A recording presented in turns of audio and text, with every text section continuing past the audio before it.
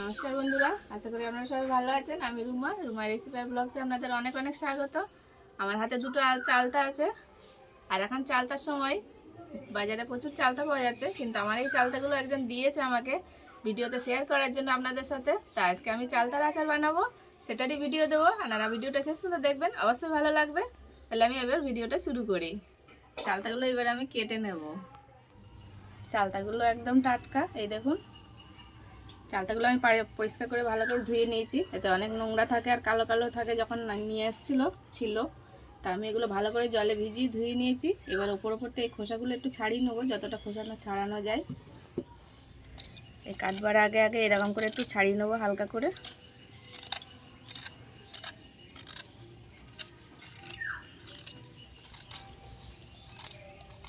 এই বাইরের মোটা খোসাটা ছাড়ালেই হবে।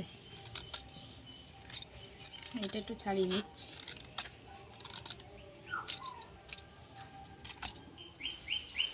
এই উপরের খোসাটা যতটা পেরেছি, মোটা খোসাটা আমি ছাড়িয়ে নিয়েছি। একটাতে ছাড়ানো হয়ে গেল। চালতার আচার তো সবারই পছন্দ।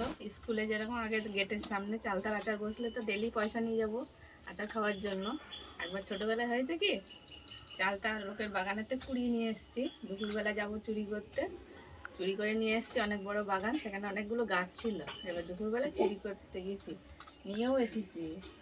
একটা এনে না বাড়ি রেখেছি।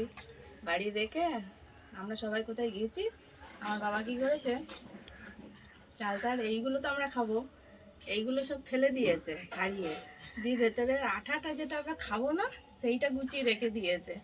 বাড়ি এসে মা যে কি বকা বকছে, বলছে এইটা তোমাকে করতে বলেছি, কে বলেছে কাজের এত উপকার করে দিতে তোমার? বলছে এটা খেতে নেই, এগুলো খেতে হয়।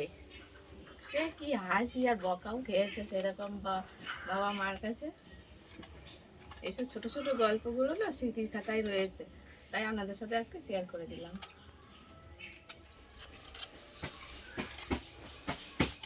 এরকম পরিষ্কার করে আমি ছাড়িয়ে নিয়েছি।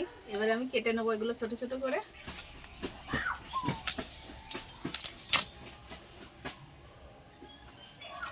কি সুন্দর টাটকা একদম।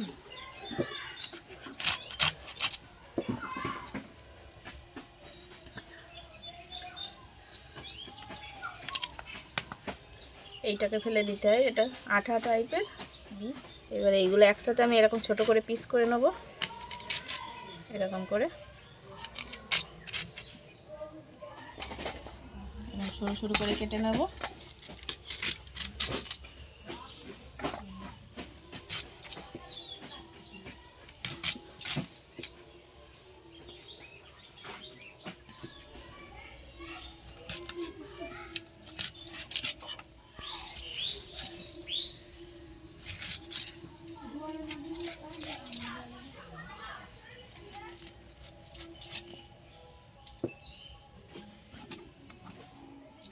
এই দেখুন বন্ধুরা, আমি সবে একটা কেটেছি, একটাতেই কতগুলো হয়ে গেছে। এখন আমি আরেকটা কাটবো, একইভাবে কেটে নেব।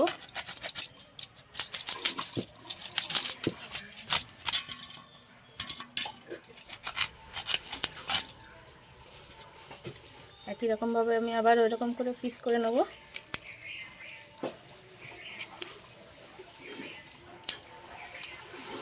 এই যে আটাটা যেটা আমরা খাবো না ফেলে দেবো, এটাই আমার বাবা গুছিয়ে রেখে দিয়েছিল। তাহলে বলুন কার না মাথা গরম হয়ে যায় এসে দেখলে।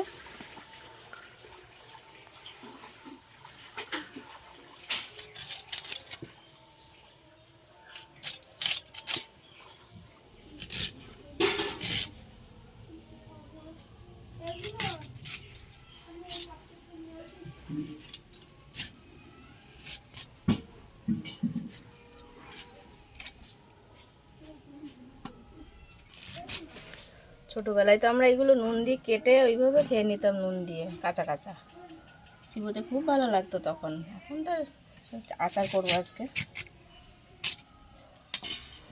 আর যে চালতাগুলো আমাকে দিয়েছে সে তো বলেই দিয়েছে, বৌদি এটা ভিডিও করো তুমি আচারটা, আমরাও বাড়িতে বানাবো। তা সবার সাথে আপনাদের সাথেও শেয়ার করা হয়ে গেল। এই দেখুন দুটো চালতা কেটে কতটা হয়ে গেছে, কেটে নিয়েছি। ভালো করে আমি এগুলো ধুয়ে নেব।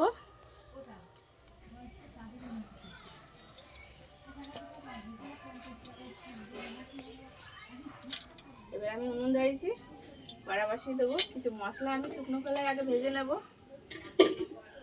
দিয়ে দেবো শুকনো লঙ্কা,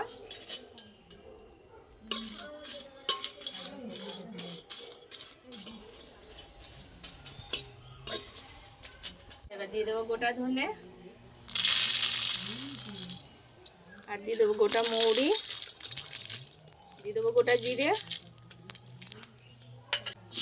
ভালো করে একটু ভেজে নেবো, ভালো গন্ধ বেরোনো পর্যন্ত, কিন্তু বেশি কালো করবো না, তেতো হয়ে যাবে, মশলাটা রঙটা নষ্ট হয়ে যাবে। ভালো গন্ধ বেরোলে আমি নামিয়ে নেবো এটা। এবার নামিয়ে নিচ্ছি।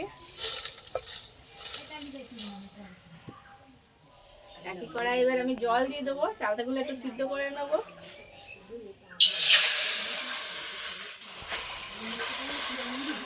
জলটা গরম হয়ে গেছে, চালতাগুলো এবার আমি কড়াই দিয়ে দেবো।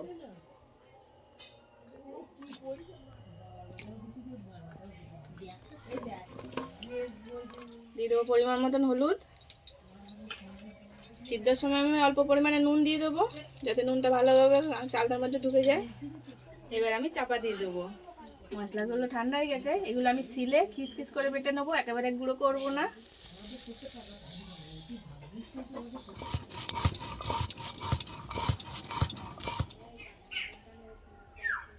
আমি অনেকটা সিদ্ধ করে নিয়েছি, হাফ সিদ্ধ হয়ে গেছে। এই দেখুন কতটা সিদ্ধ হয়েছে, আপনাদের দেখিয়ে দিই।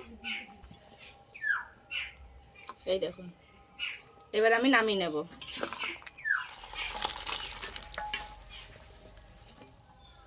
জল ঝরিয়ে নিয়েছি, আর উপর উপর ঠান্ডা হয়ে গেছে, আমি অল্প অল্প করে থেতো করে নেবো সিলে।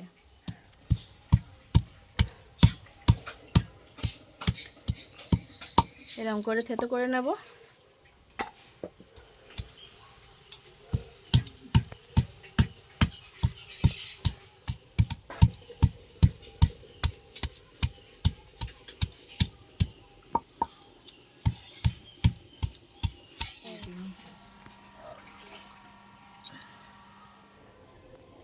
এবার আমি সরষের তেল দিয়ে দেবো কড়াইয়ে।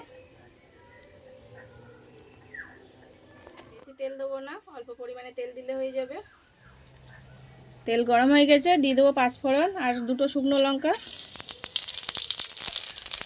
দুটো তেজপাতাও দিয়ে দেবো। মশলাটা একটু ভালো করে ভেজে নেবো। মশলাটা ভালো ভাজা হয়ে গেছে, এটা ভালো সুগন্ধও বেরিয়েছে। এবার থেতো করে রাখা চালটাটা আমি দিয়ে দেবো।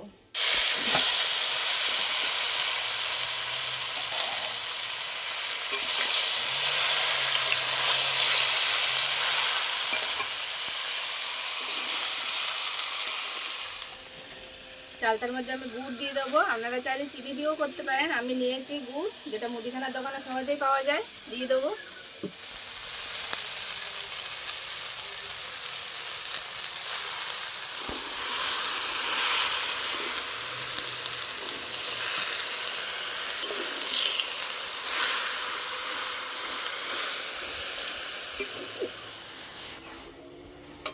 আমি সিদ্ধর সময় নুন দিয়েছিলাম, তাই অল্প পরিমাণে এখন আবার দিয়ে দেবো। আমার এক বাটি গুড়ে হবে না, পরিমাণটা অনেকটাই চালটা বেড়ে গেছে, তাই আমি আবার এক বাটি চিনি দিয়ে দিচ্ছি।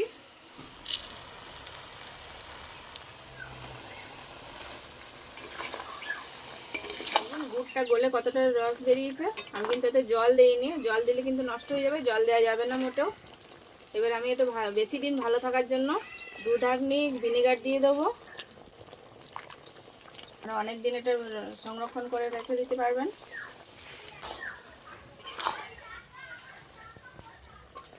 এবার যে ভেজে রাখা মশলাটা আমি দিয়ে দেবো।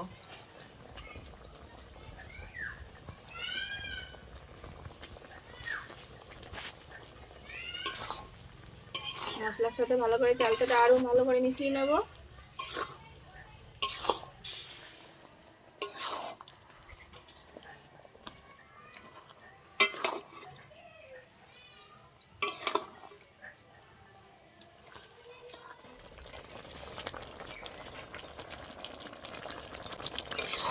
দেখুন আমি এটা একটু জল দিইনি, কিন্তু এটা চিনি আর গুড়টা গলে কতটা রস রস হয়েছে। আমি এই রস থাকাকালীন নামিয়ে নেবো, বেশি শুকোবো না।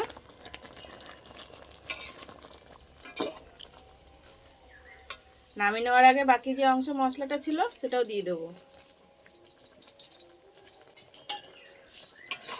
ভালো করে মিশিয়ে নামিয়ে নেব।